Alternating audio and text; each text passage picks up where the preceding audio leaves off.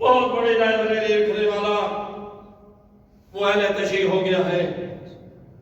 اس نے کہا ہم نے کبھی حدیث ثقلین نہیں پڑھی تھی، نہ ہمیں کسی نے پڑھائی مدرسے میں مختلف مدارس میں وہ پڑھنے کے لیے کہتا ہے میں جاتا ہوں، کسی نے نہیں پڑھائی.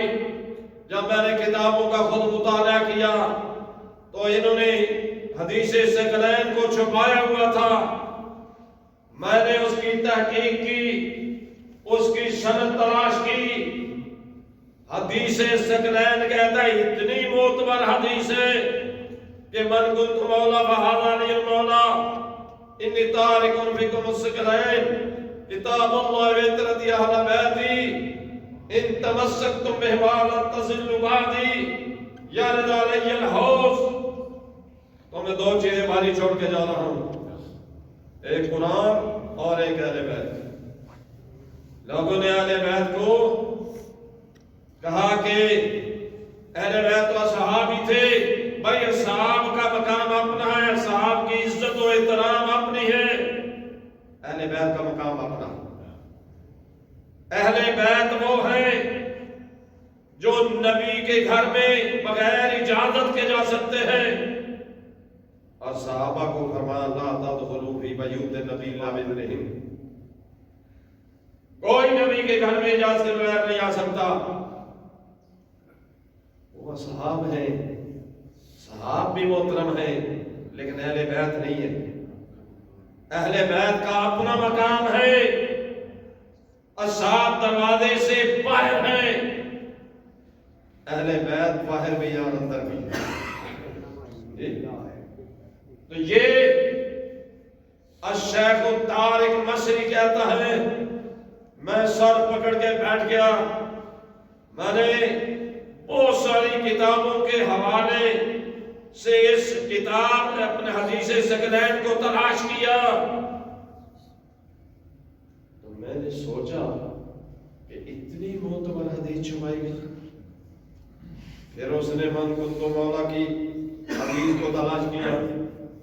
پھر اس نے وہ حدیث جو خیبر میں علم دینے کی تھی، وہ اس نے کہا کہ یہ حدیثیں چھوڑ کر ہمارا دین کیسے مکمل ہو گیا ہے.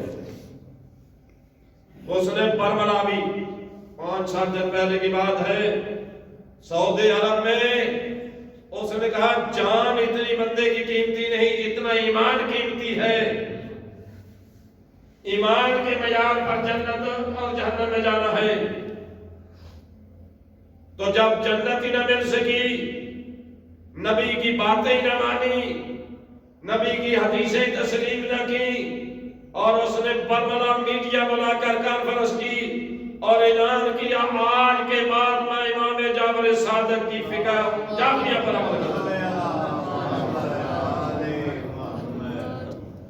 کھلم کھلا اعلان کر دیا. اور یہی باتیں بیت المقدس کے خطیب نے کی ہیں. ہم کہاں جائیں گے؟ یہی باتیں سپین کے مشہور ایک خطیب نے شیعت کا راستہ اختیار کیا ہے، اور انہوں نے اپنا ایک سفر نامہ بھی لکھا جس میں انہوں نے صداقت ثابت کی اہل بیت کی. جب خاندان رسول کو تسلیم نہیں کریں گے تو پھر رسول کو کیا تسلیم کرنے کا فرق ہے؟ بھائی بہت سارے لوگ ہیں، کچھ لوگ ہیں جنہوں نے اصحاب رسول سے دین لیا، کچھ لوگ ہیں جنہوں نے ازواج رسول سے دین لیا. فقہ جعفریہ وہ ہے جنہوں نے محمد والے محمد سے دین لیا، آل محمد سے دین لیا. آل محمد ہی سب سے زیادہ قریب تر رسول اللہ کے تھے. جبرائیل علیہ السلام آتے رسول اللہ پر، اہل بیت وہ تھے کہ رسول نے ابھی آنے والی وحی کا انعام نہیں کیا ہوتا تھا تو اہل بیت کو علم ہو چکا ہوتا تھا، وہ کہاں سے ہوتا تھا؟ لہذا لوگوں کو گمراہ کرنے کے لیے پوری قوت اور زور لگایا جا رہا ہے کہ شیعہ سے رشتہ داری نہ کرو، ہاتھ نہ ملاؤ، یہ تمہیں اپنی طرف لے جائیں گے۔ انشاءاللہ امام علیہ السلام کے ظہور سے پہلے بڑی تیزی کے ساتھ پوری دنیا پر شیعت پھیل چکی ہوگی، آل محمد کا نظریہ پھیل جائے گا۔ یہ کس طرح اس کو روکیں گے، یہ کس طرح اس کو چھپائیں گے؟ آج چینلوں پہ بیٹھ کر ہر طرح شیعہ کے خلاف پراپوگنڈا کیا جا رہا ہے، آل محمد کو آج بھی چھپایا جا رہا ہے۔ نہ آل محمد چھپیں گے، نہ ان کی فکر اور ذکر چھپے گا۔ یہ مجلس رائے دیکھیں، بعض لوگ مجالس سے روکتے ہیں، مجلس میں جانے سے سختی سے منع کرتے ہیں، کیونکہ یہاں علم اجاگر ہوتا ہے، وہاں علم پھیلتا ہے، وہاں قرآن بیان ہوتا ہے، حدیثیں بیان ہوتی ہیں جو انہوں نے کبھی عوام کو بتائی نہیں تھی۔ شیخ طارق المصری کہتا میں حیران ہوں، میں نے دوران تعلیم مختلف مساجد میں جمعہ پڑھا اور خطبہ دینے والے چھوٹے موٹے مسائل بتا دیتے ہیں، لیکن حق رسول نہیں بیان کیا، حق اہل بیت کو ہمیشہ چھپایا۔ اس حیرانگی نے مجھے تحقیق کرنے پر مجبور کر دیا۔ اور یہ حدیثیں چھپا کر کہاں جائیں گے؟ قیامت کے دن پیغمبر فرمائیں گے میں نے تو سب کچھ کھول کر بیان کر دیا تھا، تم نے کیوں چھپایا؟ تمہیں چھپانے کا کیا حق حاصل تھا؟ مسلمانوں کے خلیفہ اول جس کو نبی نے 500 حدیثیں لکھ کر دی تھی، نبی خود نہیں لکھتے، لکھاتے ہیں، نبی تحریر نہیں کرتے، وہ دوسرے سے تحریر کرواتے ہیں، ورنہ نبی اس دن بھی لکھ کر اصحاب کرام کے سامنے بیان کر دیتے۔ نبی کو قلم اور دوات مانگنے کی ضرورت نہیں تھی، نبی لکھا سکتے تھے۔ نبی اس حدیث کی اہمیت کو ذکر کرنا چاہتے تھے، اس کے بلند مرتبہ کو بتانا چاہتے تھے کہ جو لوگ آج چھپا رہے ہیں، جو لوگ آج نہیں جاتے، میری زبان کو نہیں پسند کرتے، رسول جانتے تھے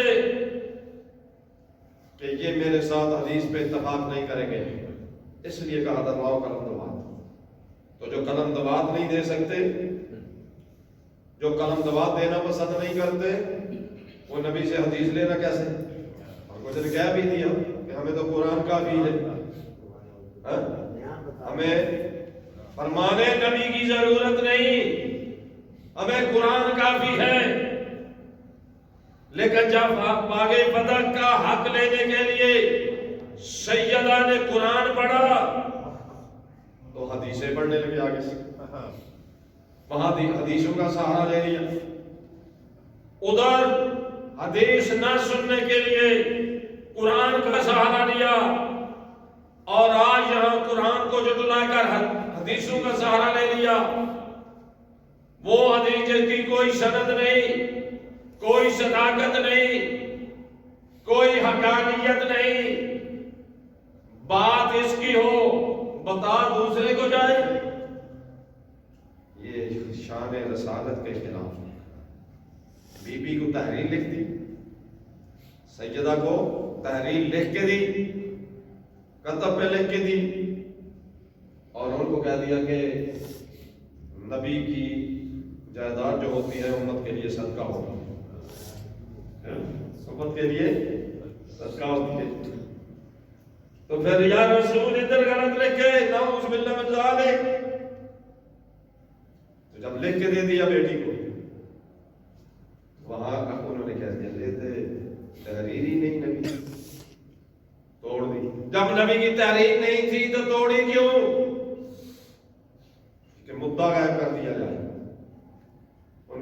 چھپا دیا جائے، متضاد باتیں کی، ادھر نبی لکھ کے دیتے ہیں، ادھر حدیث گھڑ کے پیش کر دی جاتی ہے۔ حدیث جب قرآن موجود ہے تو حدیث کی کیا ضرورت ہے؟ ہر بندے کے ذہن میں دو راستے ہو گئے تھے، اور آج کے زمانے میں میڈیا نے بڑا حق حاصل کیا ہے، میڈیا نے بڑا کردار ادا کیا ہے کہ ہر چیز کو کھول کے رکھ دیا۔ جب نیٹ میں لائبریریاں آ گئیں، پڑھنے والے کے لیے لائبریری تو موبائل کے نیٹ میں اس کے گھر آ گئی، اب کس طرح چھپائیں گے، کس طرح مٹی ڈالیں گے؟ سیدہ کے حق کو چھپا کر نبی کے سامنے قلم دوات دینے کا انکار کر کے قرآن کو